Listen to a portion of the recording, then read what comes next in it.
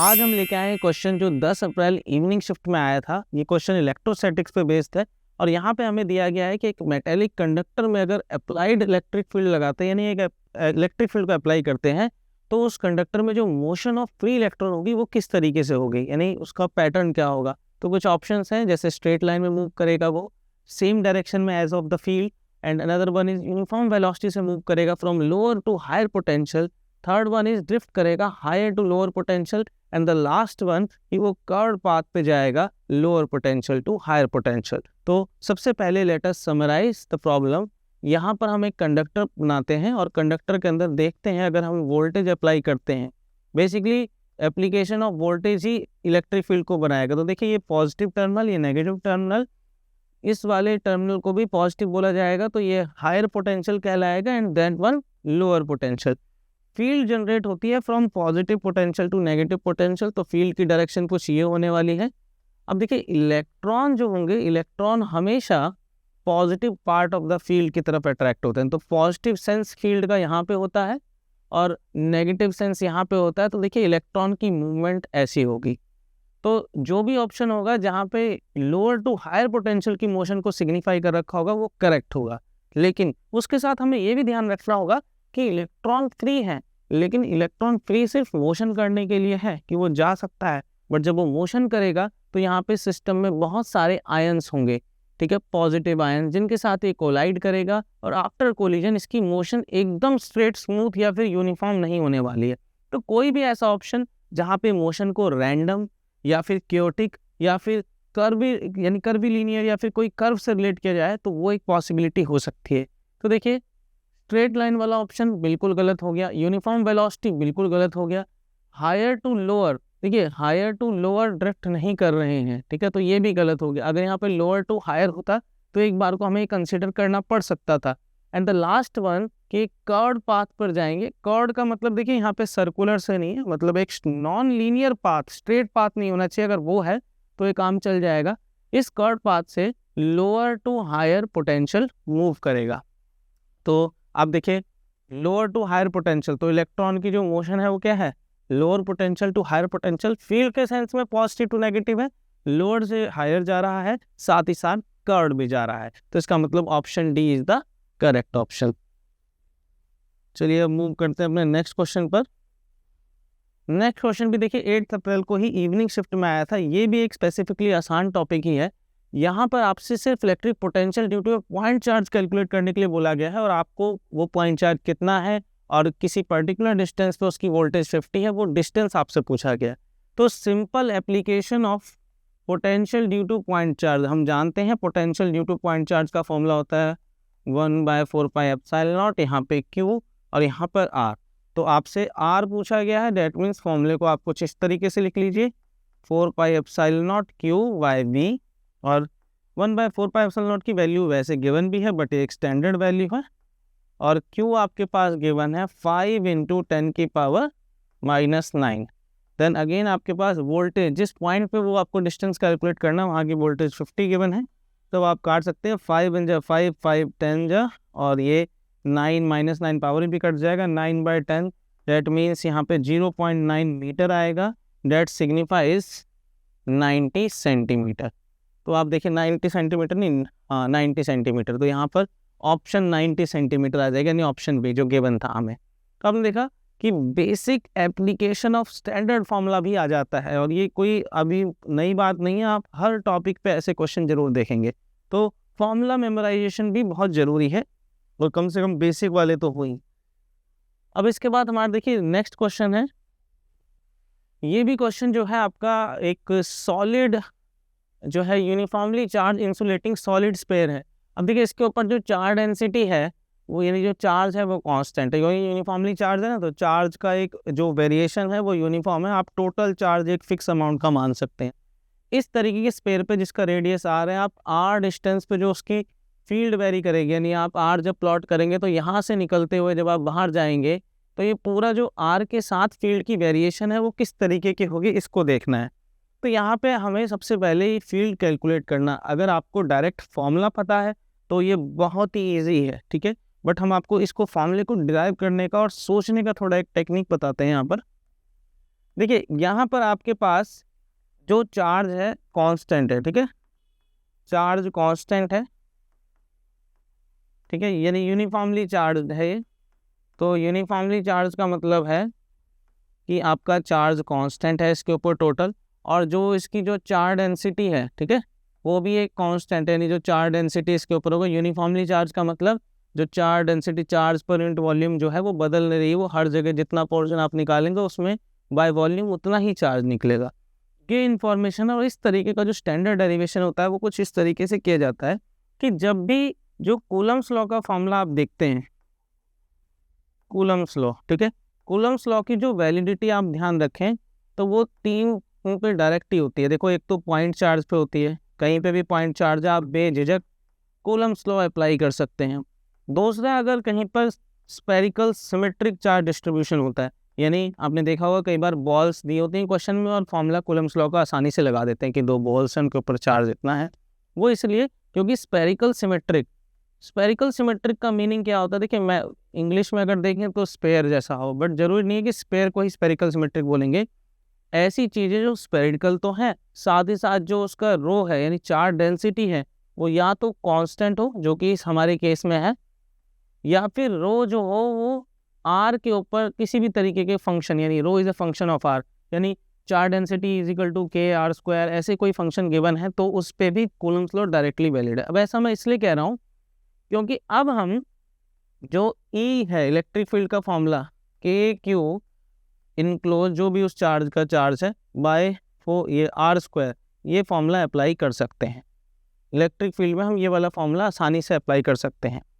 अब इसका सेंस क्या है कि अब जब हमें पता चल गया कि इलेक्ट्रिक फील्ड का हम ये फॉर्मूला अप्लाई कर सकते हैं, तो हम क्या करते हैं, यहाँ पर सबसे पहले जो आपका स्पेयर है उसके इंटरनल वाले पॉइंट पर हम कैलकुलेट करते हैं इलेक्ट्रिक फील्ड। देखिए, ये रहा स्पेयर, यह सॉलिड स्पेयर है। यहाँ पर देखिए, सॉलिड स्पेयर का मतलब है ये मेटल का स्पेयर नहीं, एक रबड़ की बॉल होगी जिसके अंदर भी चार्ज रह सकता है।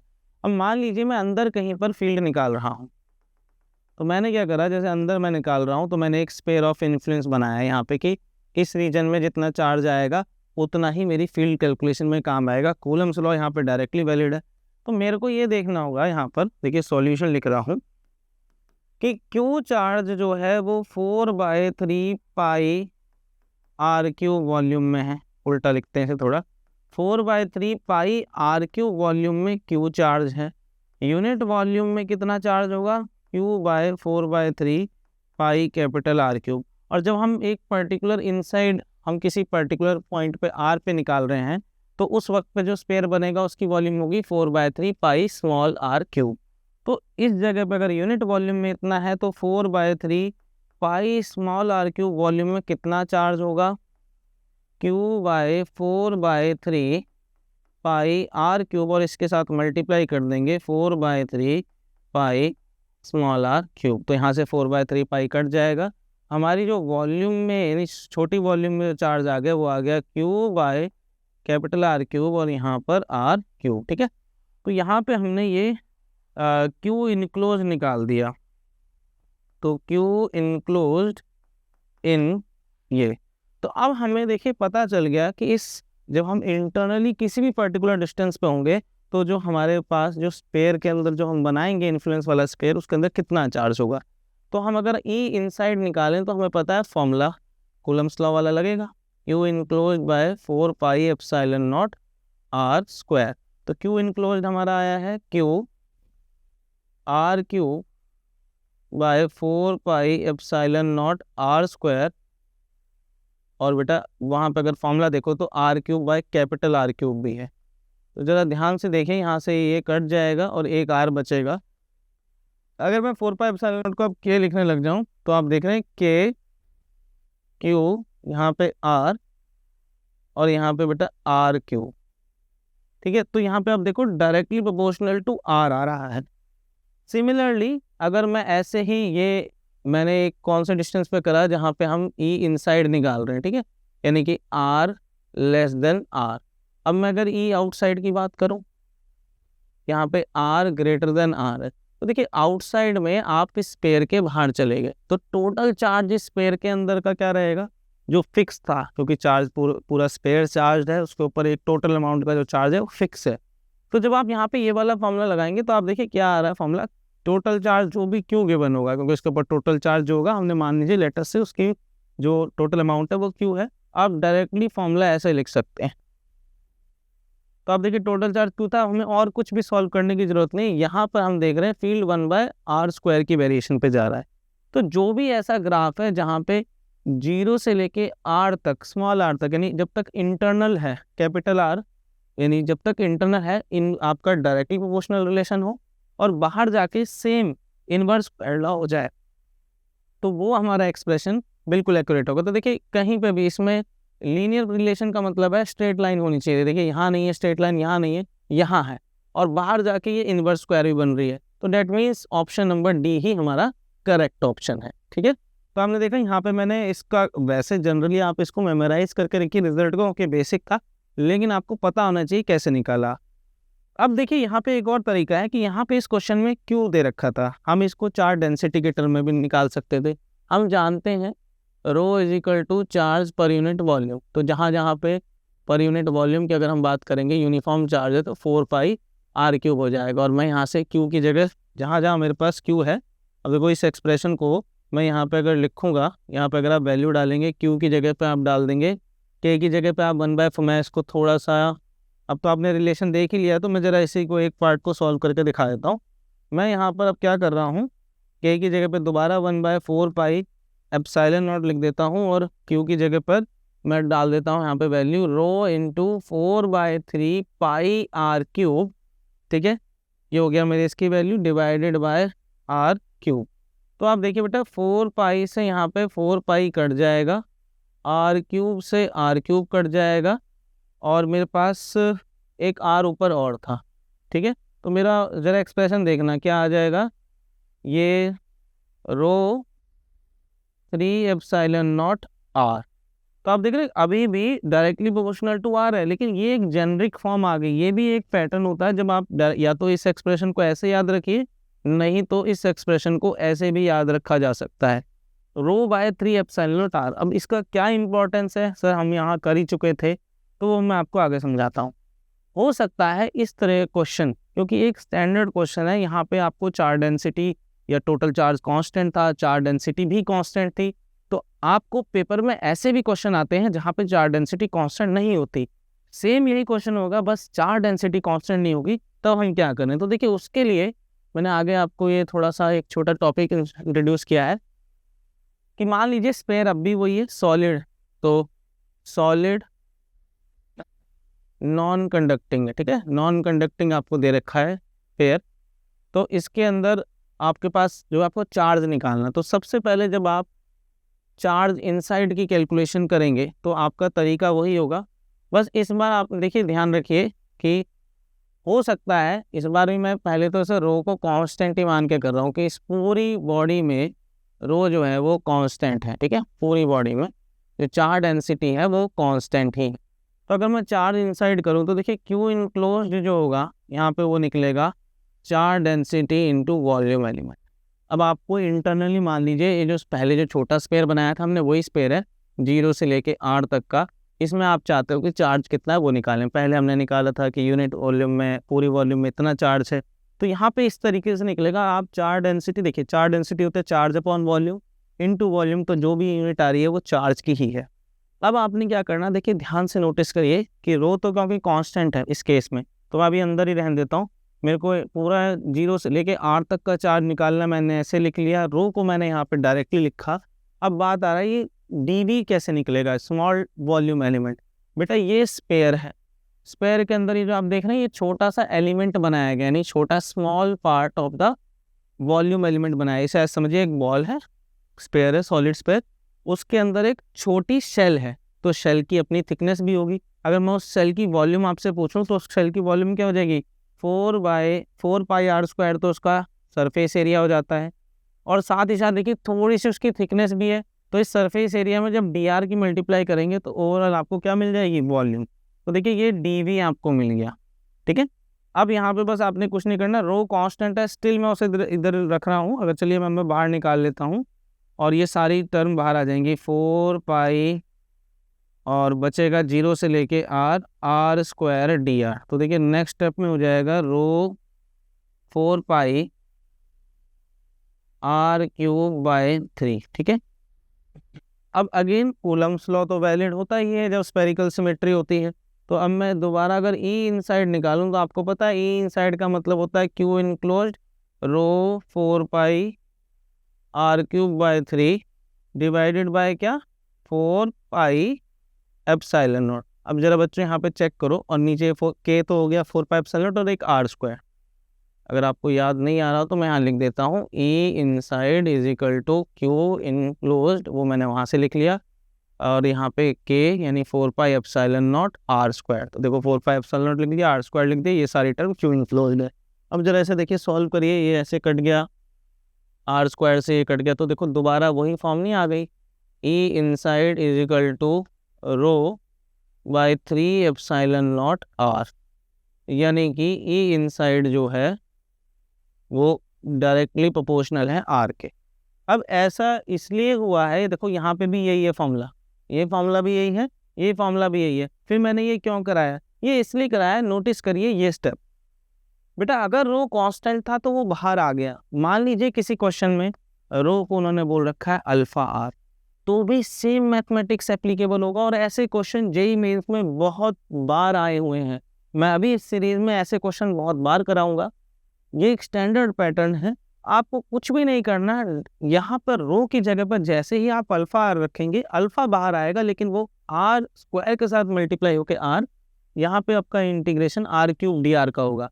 किसी केस में वो आपको 1 बाय आर की वेरिएशन देंगे, किसी केस में वो आपको आर की पावर स्क्वायर की वेरिएशन भी दे सकते हैं। ये एक स्टैंडर्ड पैटर्न है जो चार डेंसिटियों से वेरिएशन करने का, लेकिन कूलम्स लॉ डायरेक्टली एप्लीकेबल हो जाता है स्टिल।